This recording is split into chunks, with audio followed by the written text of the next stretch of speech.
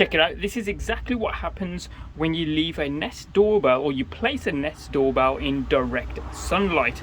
My house is south facing and gets a lot of sun on the front of it, and you can see it started to crack the plastic covering along the top here and definitely around the button. So that direct sunlight has been literally too much for the doorbell here. Works completely fine though, but this plastic covering has started to come away. So this is what happens when you place a Nest doorbell in direct sunlight. And what happens when you log a ticket with Nest to say it's starting to peel? They say move your Nest doorbell so it's not in direct sunlight. So I'll move my entire front door, shall I? That's impossible for me to do. So yeah, this is what happens when you leave it in direct sunlight. Hopefully the new 2021 wireless doorbell doesn't do this, because I believe it doesn't have a plastic covering like this on the front of it.